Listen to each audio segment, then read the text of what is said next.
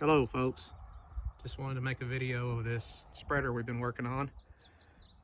This used to be a F700 Ford pickup, about a 70s model, and we converted it into a trailered spreader. When we got it, like I said, it was an F700. It was a full truck, had the spreader box on it, and the cab was just junk. It was just rotten and about to fall off of it.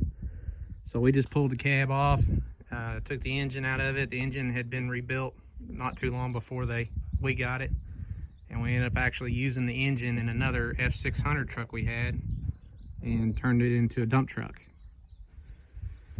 Anyway, so this thing's, my dad's had this for quite a while, and we converted it into a trailered bulk spreader. So I'll give you a walk around of it.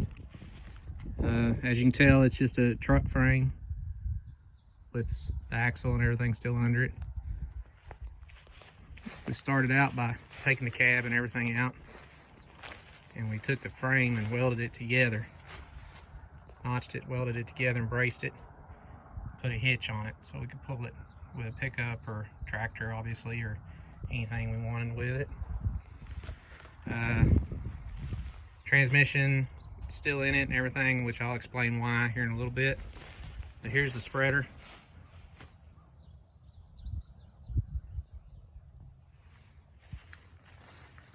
And it's rough, it's beat up, but it still works.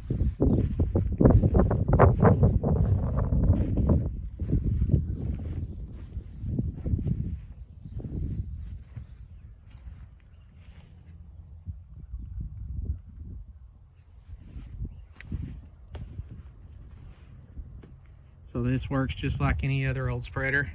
It's got a gate on the back. You adjust how much material you want to come out. The conveyor speed is on this spreader doesn't change. It's the same speed, but you can change the speed of the spinner heads if you want. And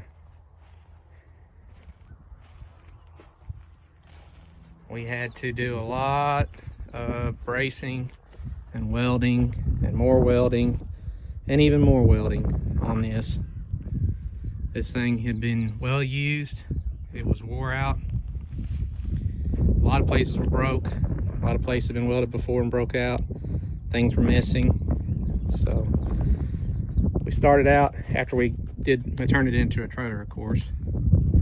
When we did that, we were testing this out, and as we were testing it out, the leaf springs, one of them broke. And at the time we didn't have nothing to put in it, so we parked it. So it sat for several years. We acquired another F600 Ford truck and ended up having the same leaf springs in that this one had.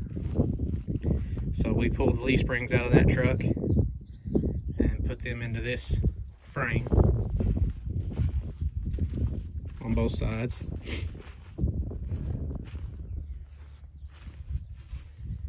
And then this conveyor chain had a bad link in it. My dad took that out and replaced it. And when we was testing it out, we found out that this gearbox right here had a bad gear in it. It was missing, I think, 2 teeth, so it would skip. And this gearbox not only is driven by the PTO, but it also drives the other spreader gearbox on the other side. So it would kind of bind and pop, and just wasn't working right. So my dad took these gearboxes off, found out that you could still get parts for it, but they were expensive. And so he just took the gear, and where the tooth was missing, he welded up and built up the gear surface, and then ground it down and shaped it into basically another tooth on both places it was missing. And got it, it's not machine perfect, but it was good enough for this application. And after he did that, he put that gear over in this gearbox so that it wouldn't it would only be driving this spreader head, and then put the good gear out of that other gearbox into this one, and putting bearings and seals and new oil and everything in it, put it together, and it really just sounds great. It doesn't bang, it doesn't catch, it doesn't hang up, it doesn't howl. It spins and works like it should. And we like I said, did some more welding on places we had to redo this gate and brace it back up where it had rotted out on the inside. You can't see it from out here. Redid the slide, reworked the jack, got the gate to where it would open and close better. I already mentioned the leaf springs. We had to put new U-bolts and everything in that. Several pieces of new channel iron we had to slide under this and try to weld in to repair the broken areas. Even had to weld on the frame where it was broke on both sides. Had to weld in this cross member because apparently the people that had it before us overloaded this thing so much that the frame actually bowed in at the top. We had to spread it back out and weld that cross member in there, straighten it back up.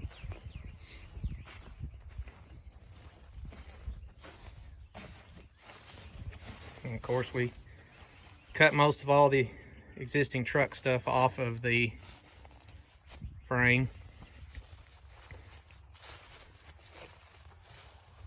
Now, the reason for the transmission being here. The reason this transmission's here, if you haven't already figured out,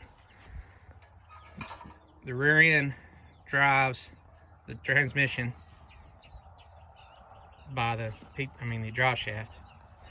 So what we do is we just put the transmission in gear, whichever gear you need the PTO to spin at the fastest. Put it in a lower gear if you want the PTO to spin faster. If you need the PTO to spin slower, put it in a higher gear.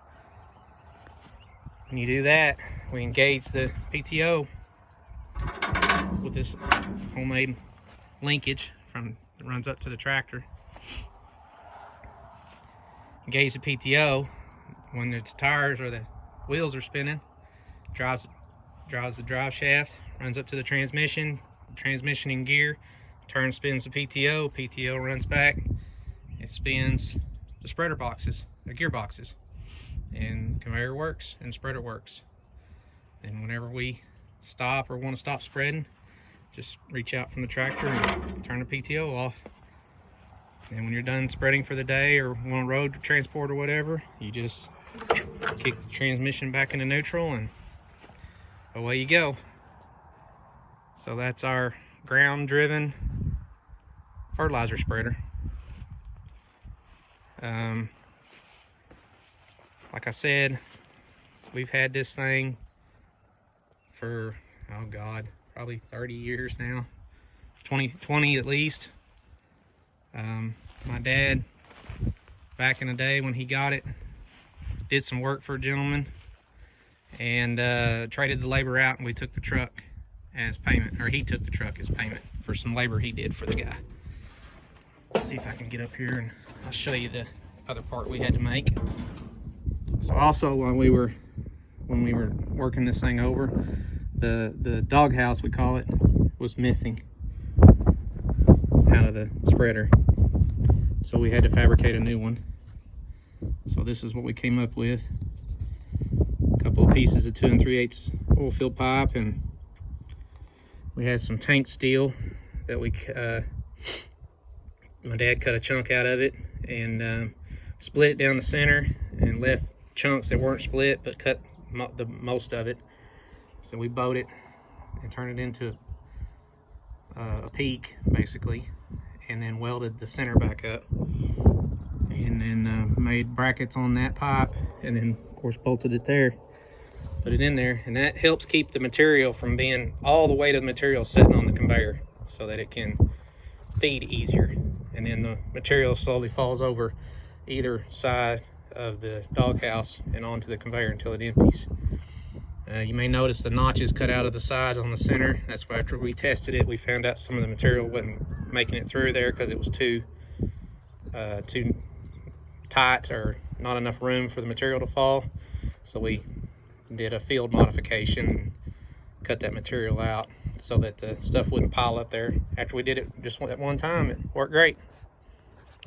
So we ended up, after we got this working, my dad had about 45 tons of lime delivered, and we spread it all in one day with very minimum issues. And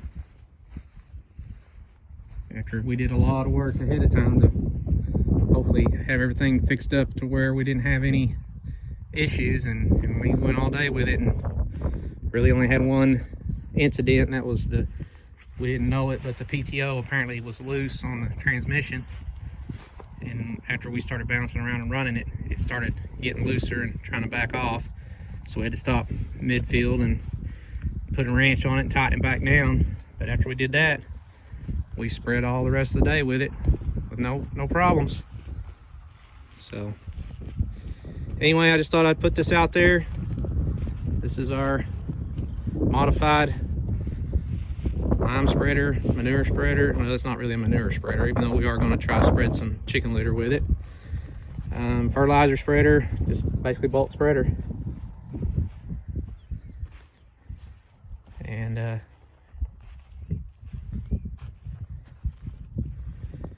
this is the, anyway, I just thought I'd put this out there in case anybody was interested in seeing it. I'm going to attach some video to the end of this of us using it that day. It was fixing to rain and windy as all get out, and bad day to do it, so I didn't have time to do all this that day. So I just filmed it, us using it for a little bit, and then I'm doing a walk around today when the weather's a lot better. But anyway, I'll include that video of us using it, and I hope y'all enjoy. Well, folks, I'm back. Before we get to the video of us using that spreader, I forgot that I wanted to include the story behind this homemade dolly, I call it. This was the front axle out of that same truck that was out of. And the reason it has this setup on it, there was a little bit of an interesting story to it. I was working for a guy, and he had a trailer house that he wanted moved, and wanted someone to see if they could find anybody to help him move it. He didn't have a lot of money to work with, so I wanted to help the guy out. And he was just moving the house maybe 3 miles down a dirt road, not getting on any highways, not doing anything like that, just this old county road. He just needed to move it from the property it was sitting on to his property. So I told him I'd help him out. So we had this old axle sitting there, and so I made this tongue and bracket, basically. Of course, I think you see where I bolted it to the axle. Then I welded this hitch ball on it, and then I took and, not there, over here, I took and welded the spindles, the pitman arm, solid so that it couldn't steer. Welded it straight. Basically turned it into a trailer axle, and put this tongue on it so I could pull it with the tractor. Anyway, went down there and we set the trailer house on this axle, and then I pulled it with the tractor. Well, it worked great. Carried the weight well, because I tried to do it with the tractor at first, just on the drawbar, and it made the tractor do a wheelie. So I knew I had to get something that would handle the weight. Handled the weight great, but what I didn't compensate for was the being able to turn. When I tried to turn, these tires got into the tongue of the trailer house, so that's why they're mangled all to get out. So we ended up getting it there, but it just was interesting because I couldn't turn very sharp with it, and we had to make one corner and an intersection on that county road to get to his property, and then make another corner to go in the gate. And so that's why they got mangled up like they did. But anyway, we got it there. Worked great. So after I got it there though, I mean, that was the only time I ever used it for that. We didn't have a jack or anything on this spreader, so we picked this spreader up and I just put that axle back underneath the tongue of that, and we just used it as a dolly to hold this up. I drug it around like that for a while when we were working on it, and worked great. It was real easy to hook up to. You just pick that pipe up, back your tractor up to it, and hook it on the drawbar, and away you go. But the problem was, we had the same problem with this that I had with that trailer house, is trying to make sharp corners. Tongue would get into the tires, so we opted to put it just straight on the drawbar on this so we could turn sharper with this machine. But anyway, I just remembered that I wanted to include that on the video, and just a little history behind this and what this rigging is. So thanks for watching. Y'all have a great day.